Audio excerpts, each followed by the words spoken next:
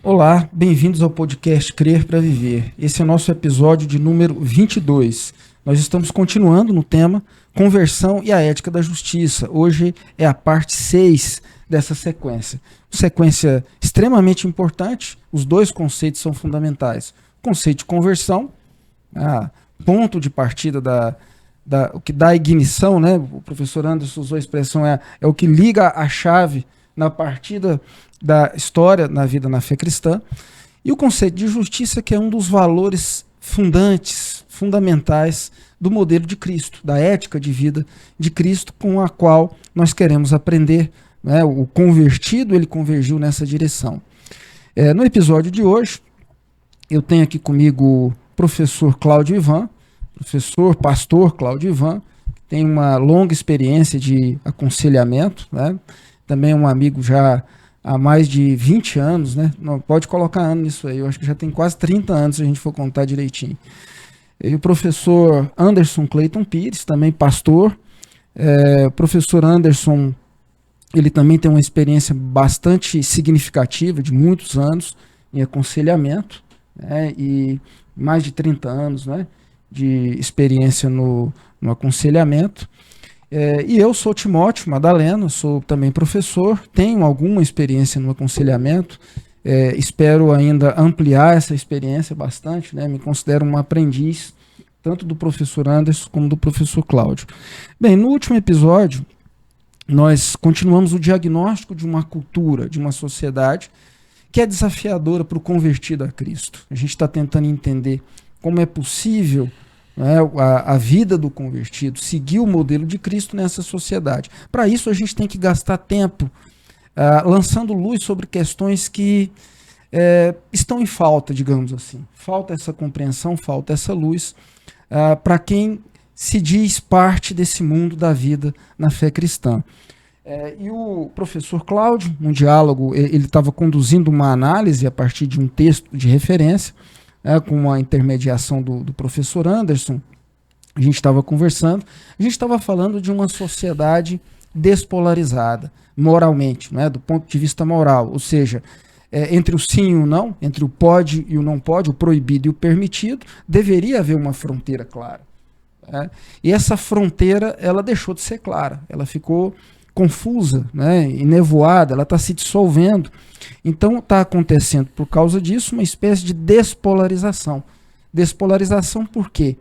Os fatores condicionantes, a tendência é de pender sempre por sim. Né? Eu até estava comentando, fora aqui da nossa gravação, sobre a música do Lulu Santos, né, Tempos Modernos, em que ele diz habilidade para dizer mais sim do que não. É mais do que isso.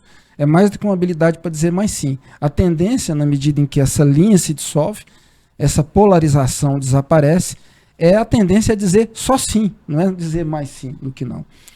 Então, dentro dessa análise, né, o professor Cláudio deixou uma pergunta para ser o ponto de partida da nossa conversa nesse episódio. Nessa sociedade da despolarização da moral, é possível que ocorra a morte da cobiça? O que isso significa também? Então vamos recomeçar com o professor Cláudio, que é quem estava fazendo a análise e deixou a pergunta para a gente, né? Bem, a resposta é sim. Não apenas possível, na verdade é inevitável a morte da cobiça em uma sociedade em que existe a despolarização moral, não é? Por que isso? Porque, como nós estávamos analisando antes, há uma interação, há uma alimentação. A cultura do prazer, da transgressão, ela depende da existência de uma cultura de repressão e de um veto moral. Quando você despolariza, não há mais o que ser cobiçado. Então você tem uma sociedade da morte da cobiça. Essa é a sociedade pós-tradicional, não é? Eu havia, nesse contexto da sociedade pós-tradicional, para ilustrar melhor esse processo de morte da cobiça, eu falei sobre a flutuação ôntica das identidades, o professor Anderson explicou, e a androgenização da cultura, ou androgenização sistêmica, não é? Quer dizer, trata-se de um mundo em que não há mais padronização das regras sociais de comportamento. Recentemente no Brasil houve um evento, um show da cantora Madonna, em que há uma determinada cena do show que ilustra de forma perfeita essa sociedade do fim da cobiça, essa sociedade da despadronização, da androgenização. Por quê? Porque há vários componentes nessa cena, não é? Há alguns rapazes que se apresentam com uma indumentária que poderia ser identificada tipicamente como homossexual, mas logo em seguida eles se viram dançando e eles simulam uma cena de sexo oral com a Madonna, e por outro lado a própria Madonna beija um transexual. Então, veja bem, eu estou fazendo uma análise descritiva aqui, tá? Não estou fazendo uma análise valorativa. Por que que isso caracteriza uma sociedade da androgenização? Porque nada está definido. A cena é confusa. Qualquer movimento que produza uma sensação, uma boa sensação, é um movimento válido. Quer dizer, é um mundo no qual há apenas objetos cobiçáveis a serem consumidos, né, e conquistados.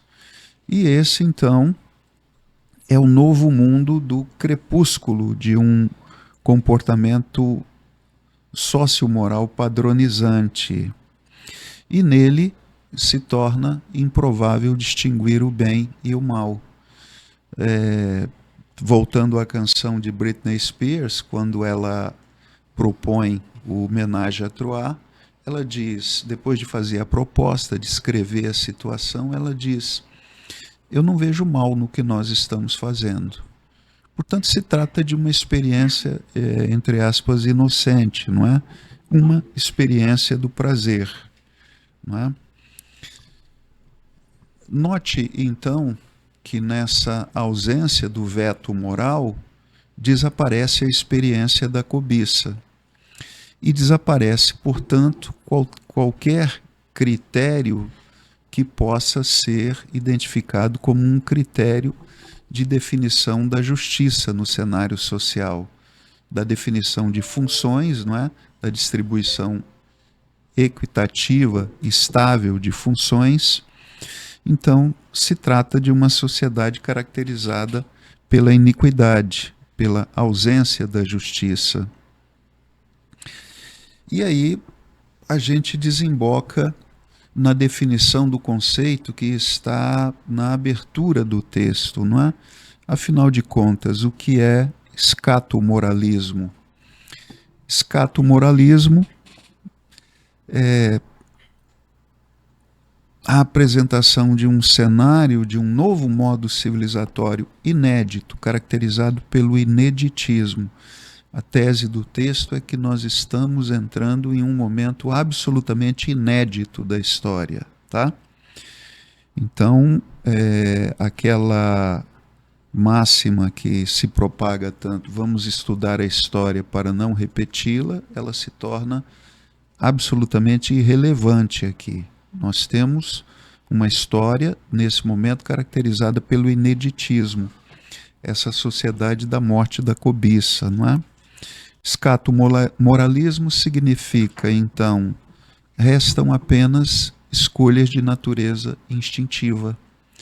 Não são escolhas morais, são escolhas nas quais a cada preferência afirmada, não é? A cada preferência afirmada pelo indivíduo, existe a afirmação em direção à sensação de maior experiência orgástica, como na cena que eu citei do show da cantora Madonna. Professor Cláudio, só para não deixar passar, o conceito de preferência, ele sugere um duplo sentido, né? Afirmação da autonomia, da vontade, Sim. preferência. Portanto, a transição de uma liberdade compreendida como valor moral, transição dessa liberdade compreendida como valor moral para uma liberdade compreendida como liberdade instintiva.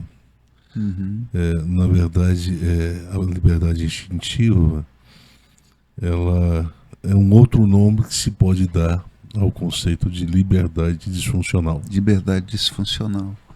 Exatamente, que foi tocado anteriormente, não é? E para todo o contexto da nossa análise aqui, da conversão, da metanoia,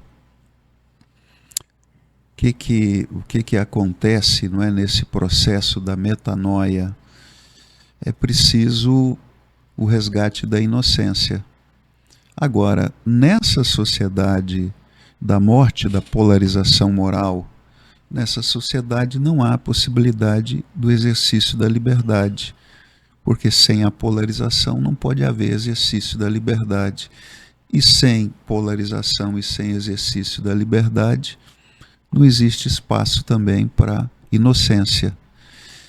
E, portanto, veja o cenário absolutamente devastador para a fé cristã numa sociedade assim. Como é que se fala de conversão aí? Eu diria que a coisa é tão grave, mas é tão grave que quando se pensa em lei, legalidade, ordem legal, constituição, são conceitos que sugerem a preservação de uma ordem. Se é preservação de uma ordem, eu preciso estabelecer limites para que o equilíbrio dessa ordem não seja desfeito. A coisa tão séria é que como é que se poderia definir ou nominar o espaço em que essa liberdade disfuncional passa a operar? Eu diria o seguinte, eu daria o seguinte nome para esse espaço social: primitivismo civilizatório. Esse é o conceito. Porque no regime primitivo não vigora a moral, não vigora a lei. O primitivismo sugere exatamente a ausência de lei, a ausência de norma. Não existe o meu e o teu no primitivismo. Mas o conceito foi colocado e foi criado para gerar uma certa perplexidade, porque primitivismo e civilizatório são conceitos que se negam a si mesmo. Mas é isso aí, nós estamos vivendo o tempo do paradoxo, né? A gente vai ter que lembrar sempre dos arautos dessa sociedade, desse mundo pós-tradicional, Foucault, Derrida. Então, a coexistência dos contrários. Nós temos que pensar uma civilização, mas uma civilização não repressora, né? Então, como é que a gente pensa uma sociedade sem um superego? É possível?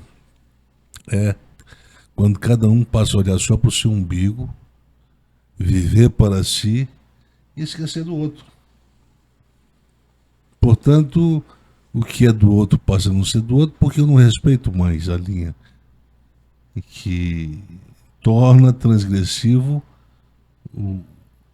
a minha pretensão de apropriar do que não é meu, é dele. Então não existe mais lei, não existe mais norma, existe a vontade de um indivíduo, de uma pessoa que prepondera, né,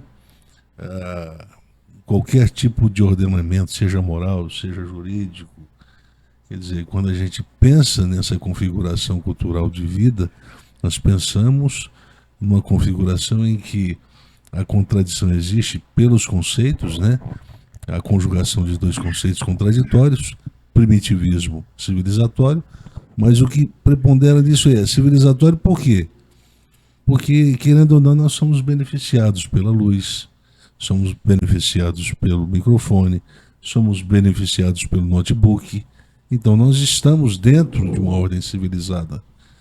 Existe um modo de fazer as coisas. E isso caracteriza a civilização, a cultura da civilização. Então nós estamos na civilização, não há como negar. Mas é uma civilização paradoxalizada, ou paradoxal, melhor dizendo. É uma sociedade que sofre de crises, que nega a si mesmo constantemente. Quer dizer, é civilização, portanto, deveria definir o que é o bem e o que é mal. No entanto, não é assim que ela faz. Ela corta a linha da moral, ela desconsidera o ordenamento jurídico e diz o seguinte, ó, não há mais delito no pecado. Não há mais delito no pecado. Ou na transgressão. Então, portanto, o que é a morte da cobiça? É quando o pecado deixa de ser delitoso. Mas será que ele se torna atrativo? Se tornará atrativo quando ele deixar de ser delitoso? Aí que está a regra do negócio. Aí que está, Timóteo, o segredo da coisa. Não. O que torna a experiência orgástica possível numa civilização não é quando as linhas do sim e do não são desfeitas. Você entende? Mas quando elas são preservadas. Porque é a preservação dessas linhas, a transgressão dessas linhas que vai produzir a sensação de potência do orgasmo, de maior ou menor potência do orgasmo. Quando você corta, então você não tem a experiência do transgressivo, do eu transgressivo. E se não tem a experiência do eu transgressivo, então você não tem a cultura, a sensação que a cultura, que a cultura do hedonismo tanto apela. O problema é que para ter a experiência do orgasmo múltiplo, máximo, a experiência máxima, né? De que nos fala lá o Bauman, a experiência máxima mesmo, né? O que torna possível é a preservação. O Bauman não faz essa análise, mas é a preservação da linha. Ele não considera. Como é que a gente estabelece uma linha transgressiva? Sendo que a gente está falando de que não existe mais, ou aconteceu nessa sociedade pós-tradicional, a despolarização. Tiraram a linha fronteiriça, a linha moral fronteiriça. Não existe mais ela. Portanto, não faz sentido a gente obedecer ao ordenamento jurídico. Qual é o objetivo da existência de um ordenamento jurídico numa sociedade? Preservação da moral social, estabilidade para a vida social. Se a gente não tem mais um ordenamento, uma moral, não justifica a presença de um ordenamento jurídico. Porque a moral foi embora. Morte da moral. Para que nós temos um ordenamento jurídico? Se não há, por parte das autoridades, a intenção de preservar uma moral social estável, portanto, sugerindo aí o conceito de tradicionalismo, né? Não há mais necessidade, portanto, nós temos agora um tempo fragmentado que deve ser preenchido com possibilidades de experiências com sentido hedônico. Só que isso vai chegar um momento que vai saturar. É quando, então, a gente chega no problema que é o problema mais sério que acontece com a cultura de uma sociedade em que a cobiça foi mortificada. E aí eu acho que nós poderemos entrar para uma nova ordem em que o suicídio se dará de forma mais frequente e com mais atingindo um contingente de pessoas maiores no mundo.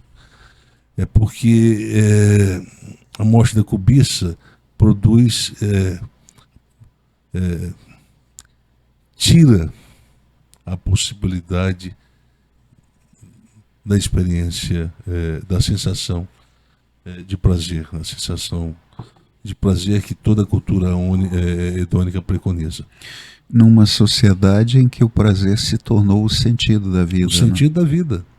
Portanto, o que é a cultura é do sensitivo? É aquela que preconiza o prazer como finalidade da vida.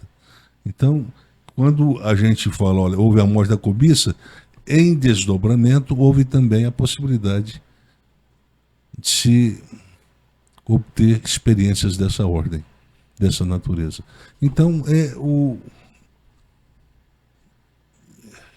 a morte do apetite, é a possibilidade de não ter mais sensações, é a inapetência absoluta, é a apatia como forma determinante de viver. Apatia. Isso lembra aquela fala de um político que disputou a eleição em 2002, a eleição para presidente da República, e criticando um outro candidato, ele disse: você quer tacar fogo em tudo? Você quer fazer uma experiência que ninguém sabe onde vai dar? Vota em fulano de tal. Mas no nosso caso aqui você quer tacar fogo em tudo? Quer fazer uma experiência irresponsável que ninguém sabe onde vai dar? Então realize a despadronização moral da sociedade. E vamos ver onde isso vai chegar. Isso significa que para se a cobiça, o não cobiçarás, ele é necessário para a manutenção da própria saúde, eu diria, moral de uma sociedade. Porque sem essa linha limítrofe que separa o meu do dele,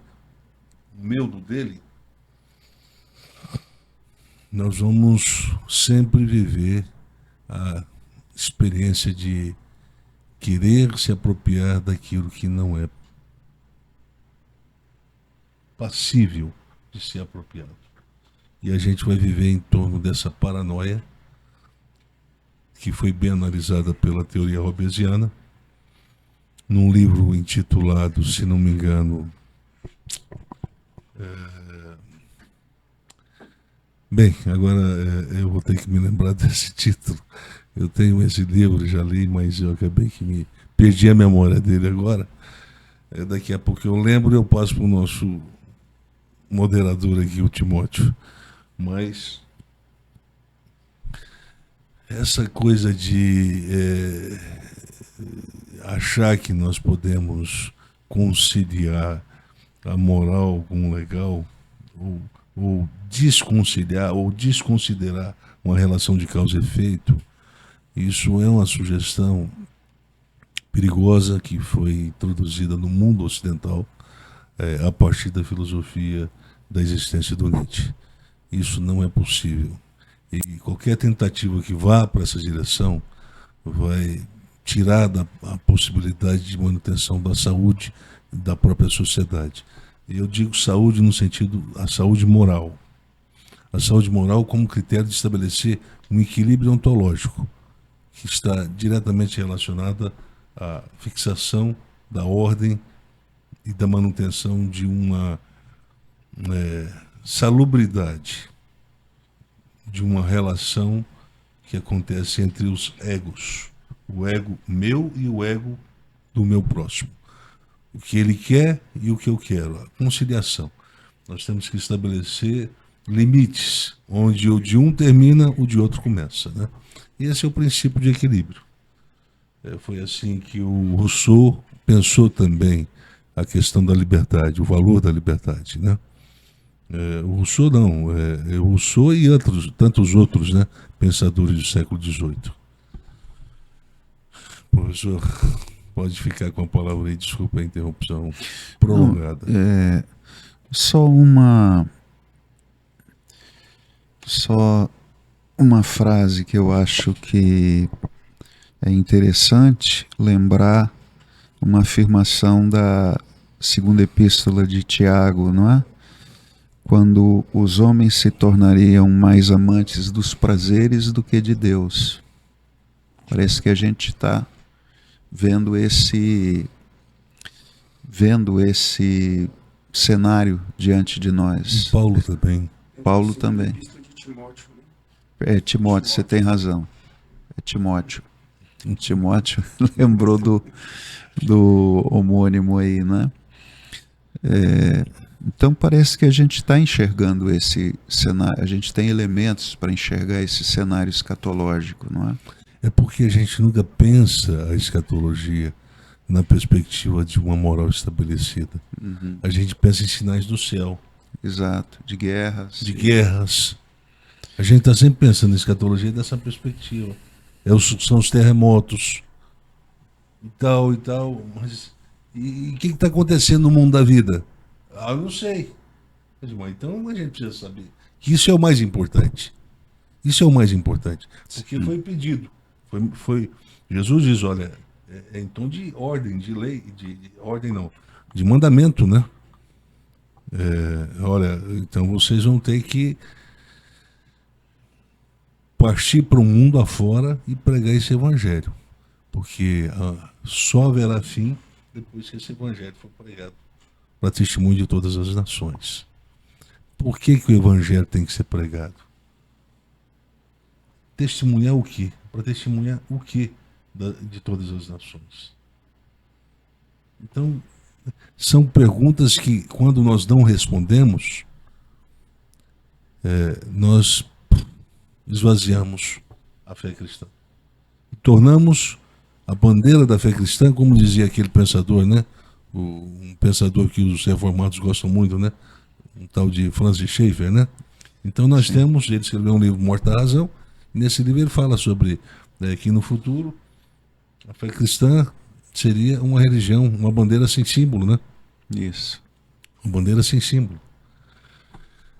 Pois bem, então, a palavra está com o professor, volta para o professor Cláudio. Eu tenho aqui uma pergunta. Será que você quer aprofundar mais especificamente a análise agora do conceito de justiça? Quero. Eu acho que é melhor a gente gastar o tempo nessa direção agora. Bem, então nós gastamos a primeira parte da nossa reflexão nesses 2 podcasts para analisar o mundo contemporâneo e tentar identificar a razão, o porquê que o conceito de justiça se tornou um conceito meio que desprezado, desprezível, um conceito que deixou de ser ideal de ego ou do ego de uma sociedade solidária, sociedade sadia, né? Então, o conceito de justiça, ele é um conceito que determina, não é só a natureza moral ou moralista de uma sociedade. O conceito de justiça vai para além da lei, vai para além de um ordenamento jurídico. O conceito de justiça é um conceito, prioritariamente, um conceito da fé cristã. É um conceito da fé cristã.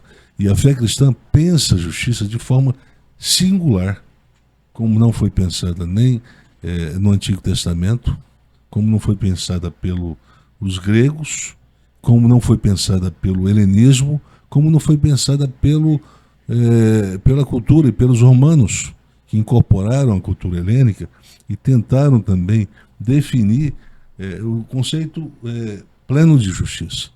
Não foi compreendido também pela Idade Média. A Idade Média, na verdade, é uma idade em que a filosofia se apaga. A filosofia, no sentido clássico, no sentido grego, no sentido platônico, ela se apaga, ela deixa de existir. Nós temos, na Idade Média, a presença determinante dos componentes, dos artigos da fé cristã, sendo pensados por um olhar filosófico. Isso acontece a partir de Agostinho e os seus sucessores. até o nominalismo. E aí vem a Reforma Protestante e rompe com essa tradição que se perdurou por praticamente 1000 anos. A tradição de pensar a fé cristã numa perspectiva filosófica. Portanto, na Idade Média, o que nós temos? Nós temos uma ética filosófica sendo pensada. Nós temos uma teologia filosófica sendo pensada. Porque o conceito é sempre religião e Deus. E havia então uma polaridade. O Deus que é doador da vida e o homem que está na condição de insuficiência, precisando dessa doação. Isso perdura a Idade Média. A Idade Média é a idade que se reflexiona o conceito central da religião, que é Deus. Portanto, nós temos na filosofia da Idade Média, na verdade, um aporte para a afirmação da metafísica. E é isso aí que a gente tem que admirar. Admitir. Por isso que um certo pensador da filosofia, muito respeitado no mundo moderno, no mundo contemporâneo, o Etienne Gilson, resolveu se dispôs a criar um conceito para tentar caracterizar esse período da Idade Média, a filosofia dessa Idade Média. E ele chama de filosofia cristã. E que ninguém aceita no mundo da filosofia, todo mundo, sobretudo os modernos e os contemporâneos, tem dificuldade de aceitar esse conceito do Etienne Gilson. Filosofia cristã? Sim, mas porque é cristã por quê? Porque os componentes dos artigos da fé cristã que estavam sendo colocados. E um deles é a justiça. Como é que se define, um dos pensadores da Idade Média define justiça como retidão da vontade conservada por ela mesma. Isso é suficiente? Então, retidão da vontade conservada por ela mesma. Isso define o que é o conceito de justiça? Provavelmente uma parte do que é o conceito. Por quê? Porque o conceito de justiça, como conceito, outros conceitos na Bíblia, e a gente já falou de liberdade, a gente já falou de conversão, são conceitos polissêmicos. Conceitos que agregam vários sentidos, vários significados. Então, comporta esse significado, eu diria, psicomoral. A vontade, a retidão da vontade conservada por ela mesma, pela própria vontade.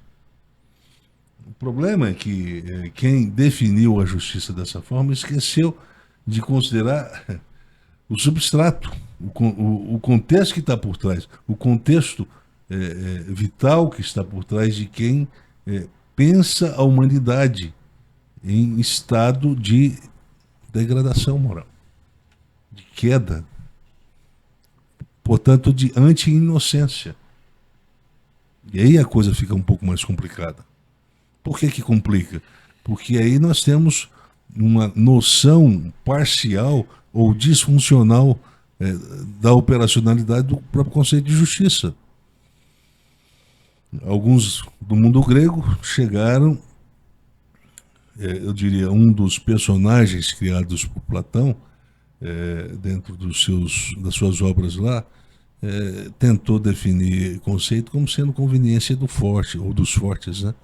Então, há até espaço para aqueles que distorcem o significado da justiça e colocam ela eu diria, em oposição a ela mesma. Se é conveniência dos fortes, significa que a justiça tem uma facção, ela participa de uma facção. Ela tem um time, ela pode ser seccionada, se tornar objeto de um sectarismo, preferencialismo na sociedade. Ela pode se tornar objeto de preferência de uma elite social ou de uma elite política. Mas a fé cristã, ela quer compreender de uma forma diferente. Então, como é que é a de Kaiosune, segundo a fé cristã? Note bem, há uma necessidade de fazer diferença entre lei e justiça. A lei é menor do que a justiça.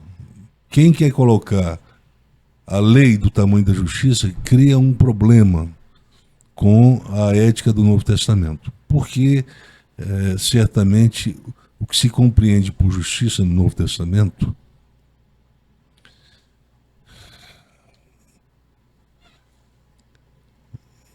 cabe no construto equilíbrio ontológico.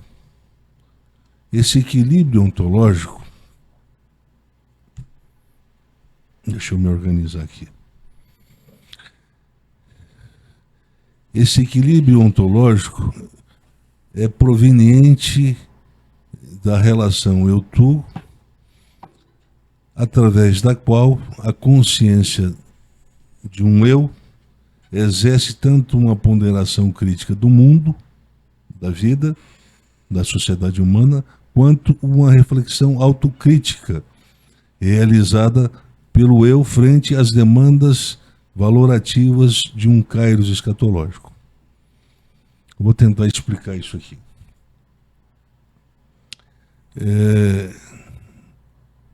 Sempre que Jesus se refere, se reporta aos fariseus, ele está sempre preocupado com o uso que os fariseus faziam da justiça.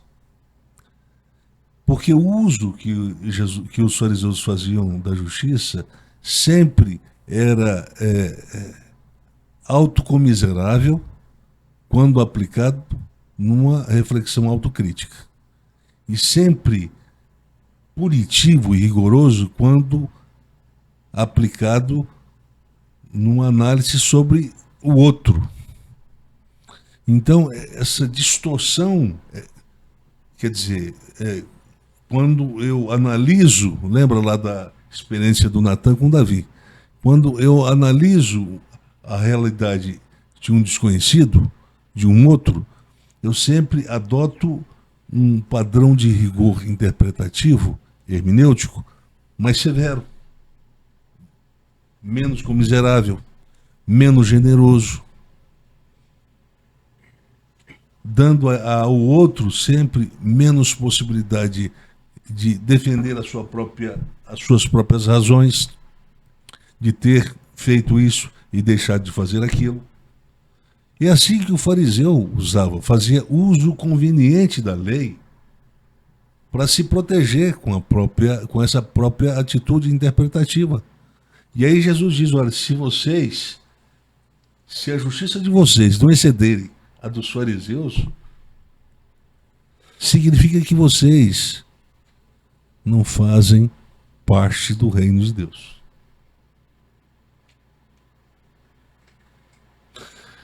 Porque tem que estabelecer, o juízo tem que estabelecer um equilíbrio ontológico. Se eu tenho e desenvolvo a capacidade altamente rigorosa para analisar o outro, esse mesmo princípio se aplica quando eu for analisar a mim mesmo. Eu não posso ser generoso, eu não posso ser rigoroso na análise do outro e generoso em relação à análise que faço da minha própria forma, modo de operar na vida. Por isso que eu falei, aqui estava escrito, equilíbrio ontológico. E esse equilíbrio se apresenta de que forma? À medida que a consciência do ego exerce tanto uma ponderação crítica do mundo, da vida social, do outro, quanto de si mesmo. Esse equilíbrio vai aparecer exatamente aí. Olha, não julgue, porque do jeito que você julgar, você será julgado. Os mesmos critérios que você adotar para avaliar o outro serão usados contra você. Então pense melhor. Se você quer avaliar com mais rigor, com mais severidade, ou se você quer pensar adotando um princípio, eu diria, da flexibilização, maior flexibilização. Porque a ideia é exatamente essa, né? A ideia do Novo Testamento com o conceito de graça é entender que agora não há uma lei padrão que nos obriga a manter uma relação de subserviência com ela. Portanto, Jesus diz, olha, considerai quantas vezes eu tenho que perdoar o meu próximo. Jesus diz 7 vezes. E olha, note bem o número, né? 7. O 7 da criação. Né? O que é a criação? É o descanso. Portanto, quem pratica essa ética da flexibilidade, essa ética do perdão, ele descansa a própria alma. Porque ele usa sempre menos rigor com o outro e que, portanto, isso vai reverberar a favor de si mesmo. Vai ser o efeito bumerangue. Da forma como você usou para os outros, vai ser usado por você. Se você for flexível na sua avaliação, no seu julgamento do próximo, note bem, para que a justiça seja feita, é o mesmo que será feito em relação a você. Só uma... Quer falar primeiro? Pode falar. Você falou do conceito de flexibilidade, associando a perdão, né? Isso veio um flash imediato assim ao sistema, a sua teoria, sistema de estruturação de crença sócio-interativo, né? Porque o capital afetivo ele permite o que você chama ali de mobilidade hermenêutica. Eu sempre olho para aquilo e eu penso assim, na interação com o outro, é sempre, inevitavelmente, a interação entre os diferentes. Então sempre vai ter um embate, um choque de interesses, de vontades, de várias outras coisas, às vezes simples, às vezes não tão simples. Então o amor, né, o capital afetivo presente ali, como ele está sendo colocado, ele permite que eu olhe de novo e estenda, né, ele me permite esticar a tolerância. E olhar de novo, o conceito de mobilidade hermenêutica, ele sugere essa flexibilidade que uma pessoa que olha o outro de forma rígida não tem. Aquilo está definido e acabou. Não, eu olho de novo e tento encontrar algum outro sentido para além daquele que eu já atribuí. Por quê? Porque o outro é tão importante que ele é indispensável, ele é insubstituível. Então eu faço isso para preservar o elo da relação, o elo social, né? Então quando você fala de perdão, associando com flexibilidade, é uma coisa que a gente não vê muito ser feita, essa relação, né? Na forma como eu olho o outro. E quando eu olho para a teoria, olho para o seu texto, eu sempre percebo, rigidez está associada à doença. Flexibilidade, capacidade de ser flexível está associado. A ideia de mobilidade hermenêutica, né? De interpretar de outra forma, está associado à saúde. Interações saudáveis ou não. Exatamente. É essa flexibilidade que não existe na lei. Não é isso? Na lei. Se eu acuso você de perder o celular, de ter sido negligente com o celular, eu não posso depois exigir de você que haja de forma tolerante, flexível comigo no momento que eu perder. O nome acusador se transformou, quer dizer, um nome próprio do Satanás, do diabo. Sim. E Jesus disse que os fariseus são filhos do diabo. Por quê? Porque eles reproduzem o mesmo senso ético, o mesmo padrão moral. Eles usam a lei para atacar, para julgar o outro com rigor. Diferentemente de Jesus, o meu jugo é suave e o meu fardo é leve. Então vinde, todos que estão cansados e sobrecarregados dessa religiosidade que oprime, que adoece, que é flagrantemente diabólica.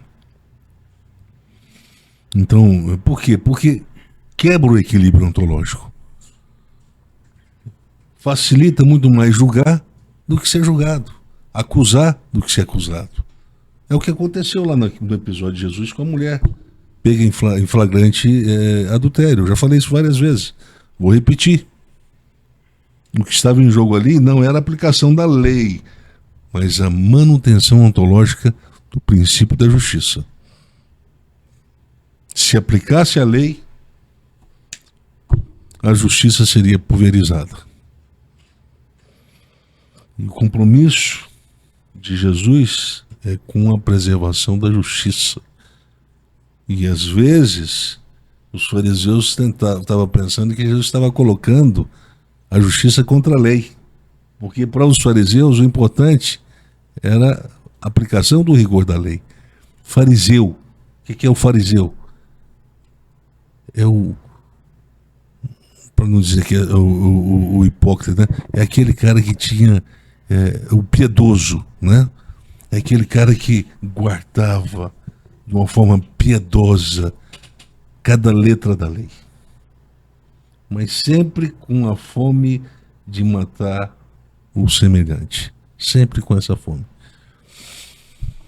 Para a gente relaxar um pouquinho aqui, eu acho que quando eu conheci o professor Cláudio há quase 30 anos atrás, tem 24 anos, né? E o professor Timóteo eu conheci já tem uns 20 anos, quase. Não, 2004. Anos. 2004. Então tem 20 anos. 20 anos. Fazendo 20 anos. Eu não sei, mas eu penso que quando a gente se conheceu, eu sempre dizia para eles assim, olha, tem muita gente que me considera um liberal, né? Você lembra? Liberal no sentido da teologia, da ética, da moral. E também da teologia. A minha passagem por São Leopoldo é uma passagem que para muitos sugere isso, né? Teve gente que andou de igrejas reformadas aqui na cidade, andou me estigmatizando, né? Nós não podemos confiar em pessoa que já passou por São Leopoldo, né? Quem estudou em São Leopoldo não pode, quer dizer, tem problemas aí, né? É um cara que não está tão rigorosamente comprometida com a ética farisaica cristã, né? Sã doutrina. A sã doutrina, né? Com a dupla predestinação, né?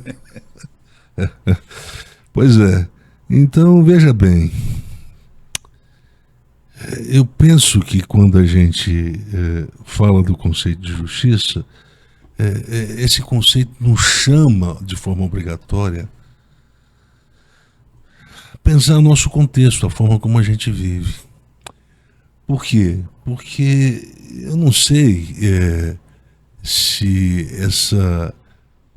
o mais importante é pensar o contexto em que as pessoas exercem a sua consciência moral em termos de operacionalidade, ou se é pensar o mundo como uma forma eu diria, uma forma de sistema que produz condicionamentos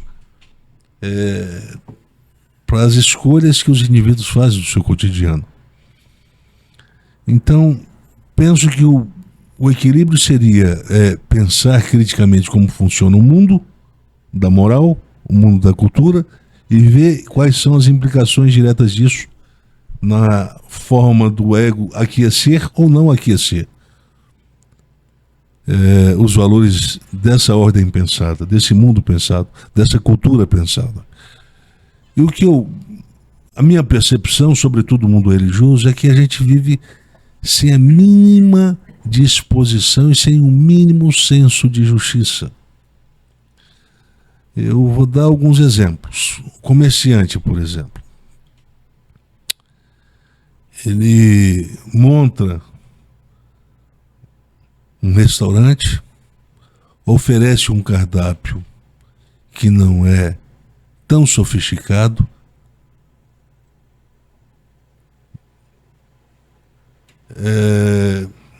cria duas culturas de preço, o preço da semana, de segunda a sexta, e o preço do final de semana. Porque essa segue uma lógica de mercado. Aí o evangélico reproduz essa lógica de mercado, abre um restaurante e também reproduz essa coisa, a cultura dos dois preços. A mesmo alimento que ele oferece de segunda a sexta, basicamente é o mesmo que dá no sábado e domingo, só que o valor está alterado. De segunda a sexta ele está cobrando R$ 69,90. E domingo, sábado e feriados ele cobra R$ 79,90. O que justifica a alteração desse preço? Eu não sei. Se ele está pagando hora extra para os funcionários. Não sei. Tenho sérias dúvidas. Eu não sei se ele está comprando um alimento mais caro para o final de semana. Se ele está oferecendo um cardápio mais sofisticado, mais caro. Não sei. A minha experiência diz o seguinte: é basicamente a mesma oferta de alimento, mas com preço diferenciado. Isso, 2 pesos e 2 medidas. Isso é injusto. E todo comerciante cristão, evangélico, que quer viver como cristão, tem que abdicar dessa prática. Não adianta falar em línguas no culto e praticar essa perversidade no mercado, em nome de um ideal de prosperidade. Meu Deus é um Deus dono do prato do ouro, da prata, e o que eu espero desse Deus é a prosperidade. Como é que você quer prosperar? Cobrando. Vivendo dessa forma como comerciante. Estou dando um exemplo aqui.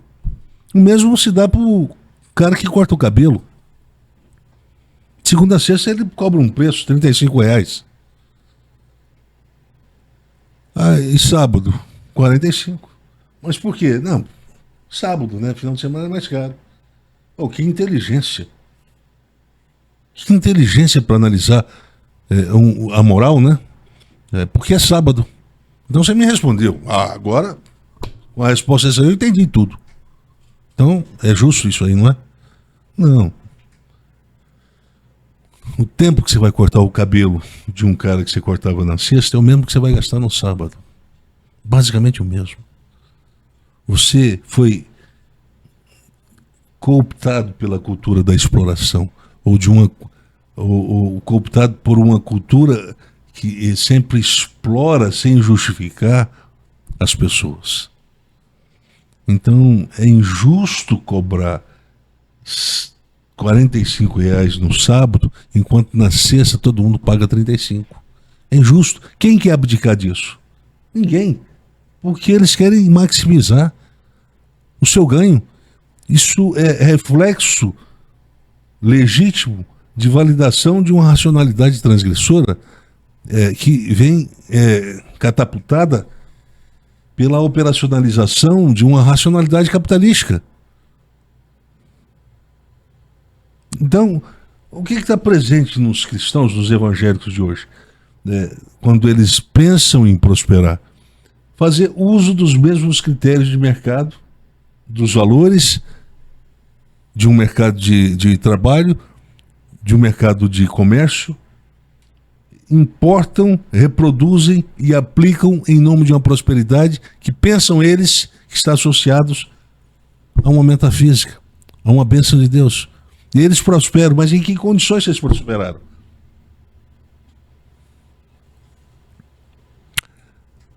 Na base da injustiça.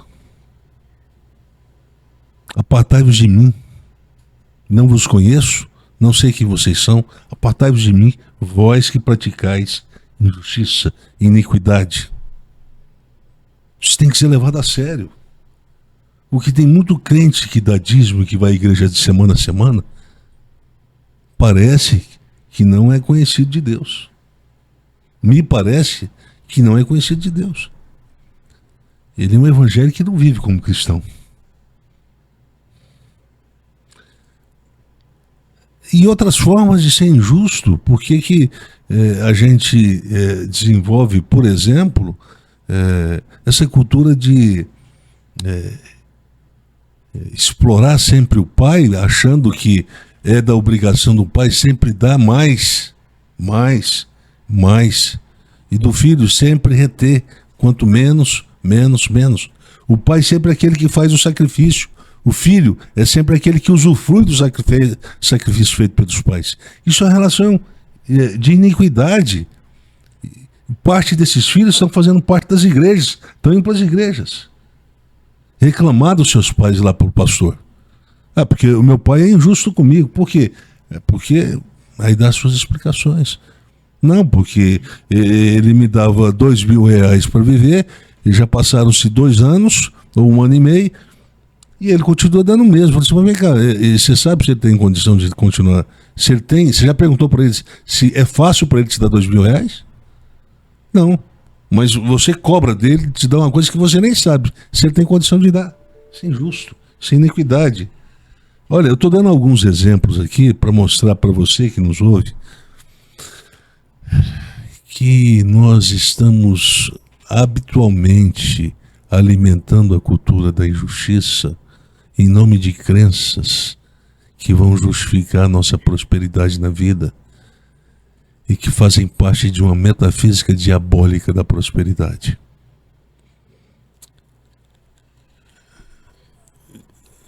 Diabólica porque a gente sempre tem que onerar uma pessoa ou outro para tirar algum tipo de proveito. Sempre. A lógica é essa. A gente tem que mentir para tirar proveito. A gente tem que dizer que paga mais caro no aluguel, que aumentou por essa e por essa razão o aluguel, quando na verdade tudo isso é mentira. Tudo é mentira. Uma vez eu fui comprar um sanduíche ali na T63, ali próximo daquele prédio de 48 andares, tem ali um lugarzinho que vende um sanduíche, e eu cheguei lá e falei assim, faz um sanduíche aí e tal. Na hora que eu fui pagar, ficou R$12 a mais. Eu falei assim, cara, há 2 meses atrás eu comprei aqui esse sanduíche seu por R$20. Agora, cada sanduíche aumentou R$6. São 30%. O que justifica o aumento de 30% em cada sanduíche?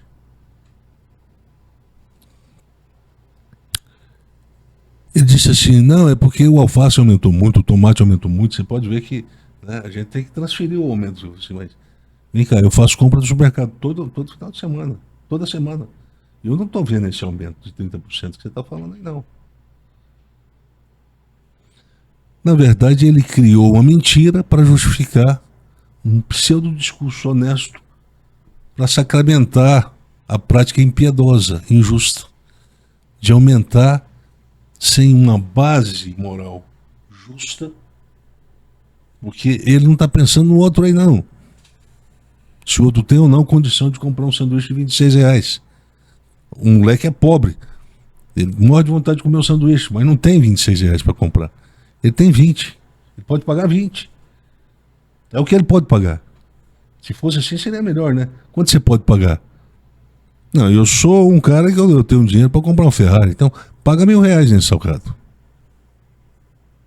E você, cara, eu vendo almoço para comprar janta. Paga R$5 nesse salgado. Tem que ser um critério assim. Equitativo. Equidade, justiça são conceitos que se equivalem. Se isso não for capaz para determinar o nosso senso de agir moral no cotidiano, eu não sei o que significa abraçar a fé cristã. Abraçar a fé cristã para quê? Agora, o mais complicado é que essas reflexões, elas não vão para o púlpito. Elas não vão para os púlpitos nem de escola bíblica dominical pela manhã, nas igrejas pela manhã, e nem à noite. Amanhã a gente fala sobre temas doutrinais. São importantes, hein? As doutrinas. Como é que se batisma, a forma. Se o batismo vem com falar em línguas estranhas ou não. Parece que isso tudo é importante, isso aí. Saber se o cara é predestinado ou não.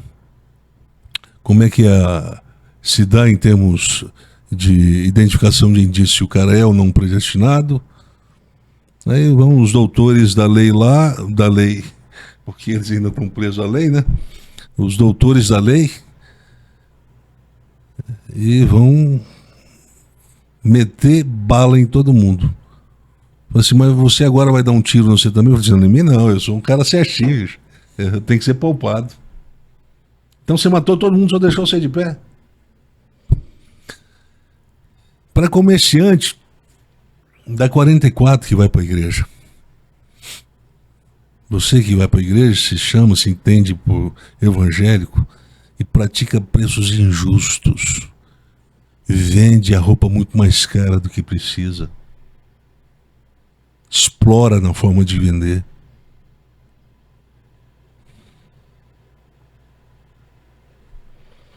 Note bem, não espere o meu dedo lá para apontar isso para você, não.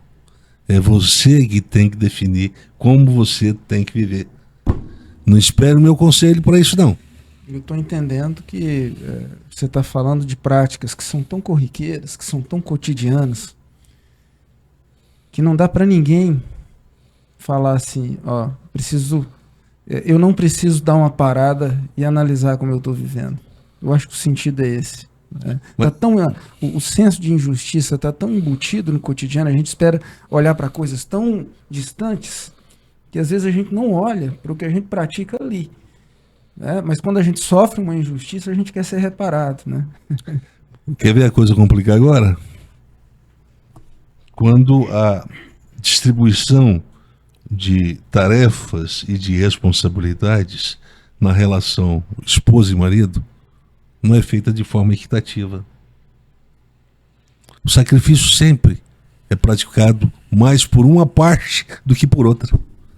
Um sempre perde mais do que o outro. Um sempre dedica mais tempo ao casamento, afeto ao casamento do que o outro. Quem dedica menos afeto ao seu marido, na relação marido e mulher, ele comete injustiça. Porque ele oculta do outro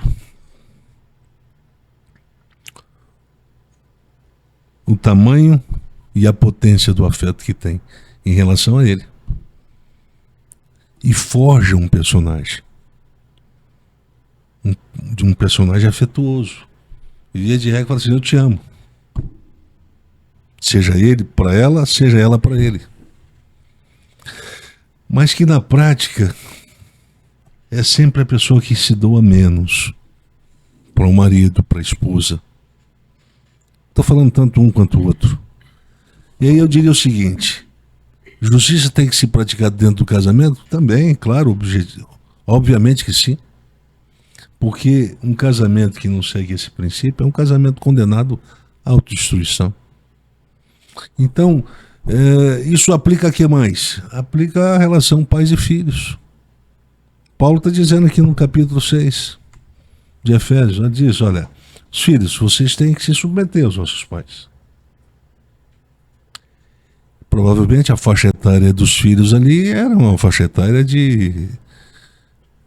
não era de plena maturidade, né? Não era um cristão adulto, mas um cristão provavelmente provavelmente na faixa de adolescência. O sentido. Porque ele ele complementa, vocês se submetam aos vossos pais e sejam obedientes. Ora, isso tem que ser feito até um determinado limite, uma faixa etária. Porque senão o filho vira bobo. Se ele ficar na faixa adulta, o pai fala assim, olha, a mãe começa a ditar como é que o filho tem que tratar a esposa, não tem jeito, não faz sentido. Como é que ele tem que viver na sociedade? Aí ele vira bobo. E ele perde o que não pode ser perdido, o que é constitutivamente seu, intrínseco à sua, eu diria, natureza social e moral, que é exercer a sua própria liberdade no ato de cada escolha. Meu pai não pode fazer isso para mim. E se ele faz, ele comete injustiça. Por isso ele tem que respeitar a minha liberdade. E comete injustiça quando não respeita a minha liberdade. Eu que escolho, não ele. Da mesma forma, o filho comete injustiça com o pai. Quando? Quando coloca um fardo nas costas do pai que o pai não tem como carregar. O pai não tem como carregar. Cria uma figura hipostática de pai, uma cultura, eu diria, uma figura meio que fantasiosa, hollywoodiana de um pai perfeito. Um pai que tem que se dar o tempo todo, mas não tem coragem de dar um abraço no pai, não tem coragem de dar um beijo no pai, não tem coragem de agradecer por cada sacrifício que o pai faz. E ainda é insurreto, não aceita nenhuma sugestão, sobretudo no momento da vida em que ele não tem maturidade plena para fazer essas escolhas. Precisa da orientação do pai. É injusto essa relação que o filho estabelece com o pai. Mas o filho já tem consciência do que faz. Portanto, ele consegue fazer uma autoavaliação, uma autoanálise crítica. Então, veja bem, eu dei alguns poucos exemplos, 5 ou 6 exemplos aqui, para mostrar, e eu poderia dar centenas de exemplos. Porque uma coisa que eu faço muito na minha vida é olhar, fazer leitura. Eu faço leitura da vida cotidiana. Todo dia eu faço isso. Então eu tenho muitos exemplos para dar aqui. Eu estou dando alguns básicos, né? Da cultura, as mulheres exigindo dos homens o tratamento elegante, a igualdade de possibilidades de tratamento, de dignificação. Mas metem malha nos homens o tempo todo por trás. Dizem que as oportunidades são iguais para todos, que tudo que um homem faz, ela pode fazer, mas na hora que o pneu fura, na rua, ela fica esperando um homem para ela trocar. Ora, bota a mão na massa. O marido tem que fazer as coisas de macho? Tem. Quem coloca água de 20 litros aí no fio todo dia? É ele. E quem lava essas louças aqui? É ele também. E quem tem a obrigação de levar os filhos para o colégio? Não é dele também. O que você faz? Não, eu trabalho. É isso aí. Esse tipo de ética pervertida e perversa está na vida de muito evangélico que frequenta culto de domingo a domingo e acha que o que dá salvação é a igreja, é estar na igreja. Quer dizer, eu estou salvo e protegido contra Deus, porque na igreja a gente tem uma justificativa de que Deus vai poupar. É uma espécie de arca de Noé. Se a gente está lá dentro, ó, o olhar de juízo de Deus não pega. A notícia é ruim que eu quero dar para quem vive assim é que vai pegar, mesmo dentro da igreja. Quem vive de forma iníqua vive como o joio no meio do trigo. E toda essa análise sobre a ética, justiça, bondade na vida cristã, a notícia mais entristecedora é que não aparece nos púlpitos das igrejas.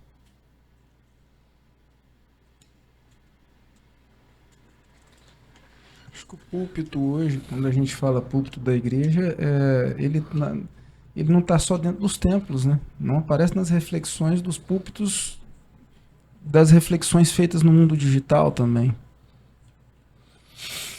A forma de ser justo significa deixar de ter medo de estabelecer um juízo equilibrado e verdadeiro acerca da minha própria vida e consciência moral. Eu não tenho medo de me avaliar com austeridade. Então, quando a gente avalia sob o prisma da psicologia de autocomiseração, a gente sempre distorce essa avaliação, sempre beneficiando a mim ou evitando que o prejuízo seja maior. Isso é uma forma de injustiça, uma prática de injustiça. Olha, são tantos exemplos e eu queria que aqueles que estivessem ouvindo a gente prestassem atenção mais na forma como você opera no cotidiano.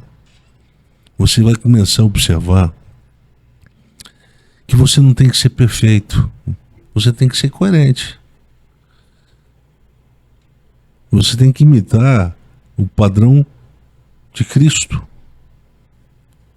O Paulo começa a frase na sua epístola, né, aos Efésios, ele começa tirando Moisés e a lei de Moisés.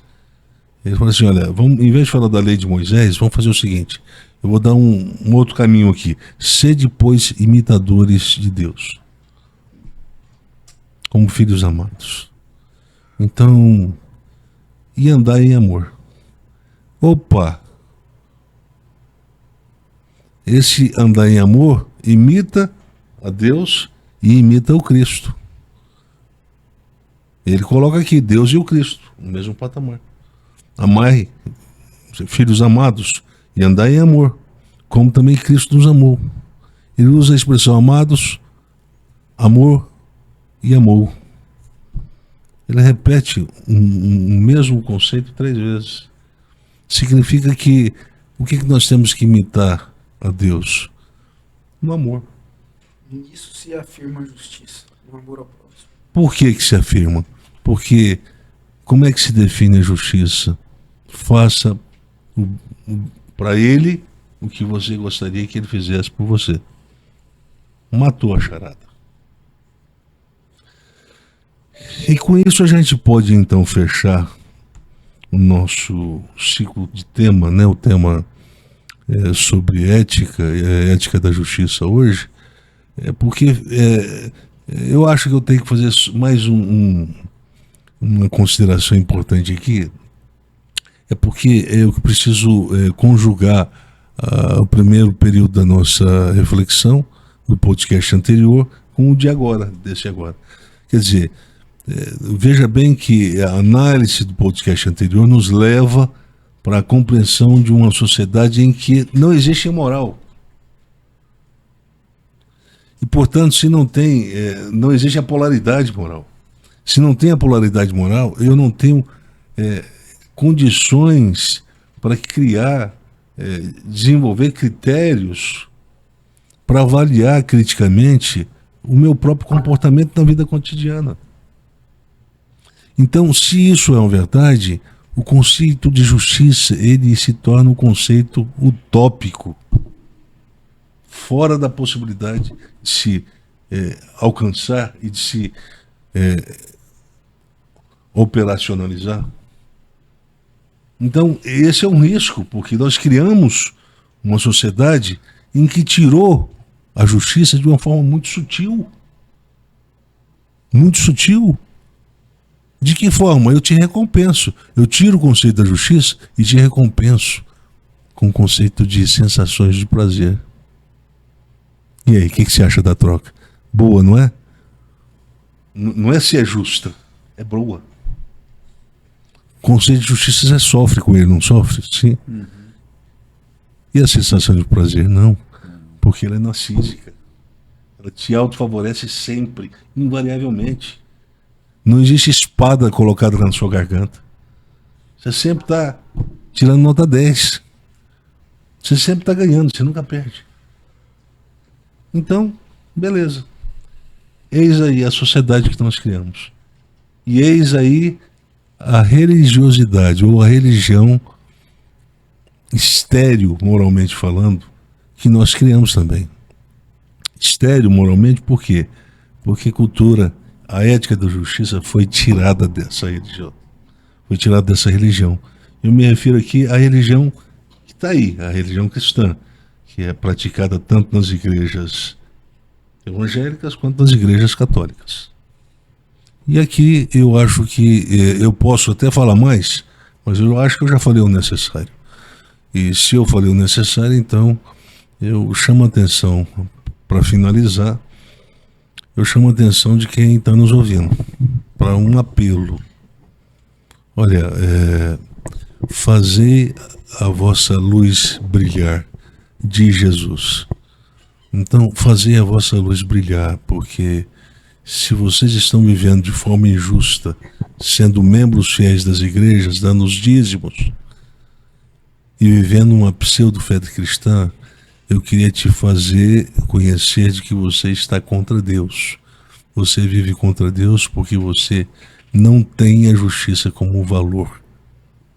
E se você não tem a justiça como valor moral para guiar, para orientar a sua vida no cotidiano, não conte com a presença de Deus na sua vida, nem agora e nem no dia do juízo. Então, é com isso que a gente termina. Deus possa iluminar todos nós e nos tornar cristãos genuínos para viver e apresentar esse Cristo que vive em nós, né? Professor Cláudio, uma consideração? Acho que ficou completo. Bem, então nós concluímos o nosso episódio de número 22, né? Sei que a gente está falando de coisas complicadas, porque a gente está falando de um mundo onde parece impossível viver nele, né? O justo viverá por fé. Esse é quase que um mantra que a gente vem repetindo aqui, e a gente vai continuar fazendo isso. Eu entendo o seguinte: se você tiver uma abertura cognitiva para ouvir, ao invés de resistir tudo que está sendo dito, enquanto eu escuto aqui, né, o que eu preciso fazer? Eu preciso colocar a minha própria vida em perspectiva, não sobre a perspectiva de uma lei. Estou condenado porque descobri que estou fazendo um monte de coisa injusta. Não é isso, mas é o fortalecimento no cotidiano, uma prática do exercício de fortalecer um valor para, a partir disso, tornar, a partir desse valor, um farol que ilumina a forma de viver. Luz para o caminho. Essa é a ideia. Eu penso que foram reflexões tão fundamentais. Eu acho que o tema da justiça inevitavelmente vai voltar junto com os outros temas, né? Acho que o tema da verdade não dá para dissociar. A gente falou de justiça antes, a gente falou de bondade, de verdade nos episódios sobre a justiça, e da mesma forma, porque não são conceitos que se separam, eles estão juntos, né? Mas a gente falou de coisas tão importantes. Eu acho que houve um chamado tão fundamental que eu acho que é importante a gente pedir a ajuda de Deus e concluir com uma oração, pedindo que o Espírito de Deus ele se movimente na consciência de cada um de nós para calmamente no cotidiano, pouco a pouco, voltar no que a gente ouviu e pensar a vida a partir disso. Sim? Alguém pode fazer essa oração? Professor Cláudio.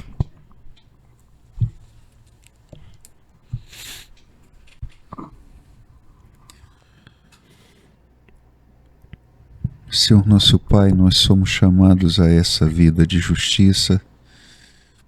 Temos falado sobre isso, mas sabemos que é só o Senhor que pode regar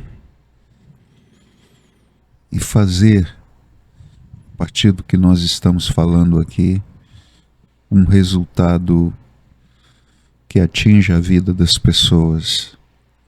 Peço que o Teu Espírito Santo, o Espírito Santo de Deus, convença do pecado para o arrependimento,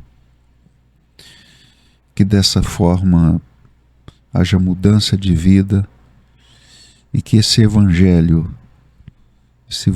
de nosso Senhor Jesus Cristo, que precisa ser pregado, produza mudança na vida de muitos, Senhor. Nós pedimos que o Senhor nos dê esse prêmio, por favor. Muito obrigado e até o nosso próximo episódio.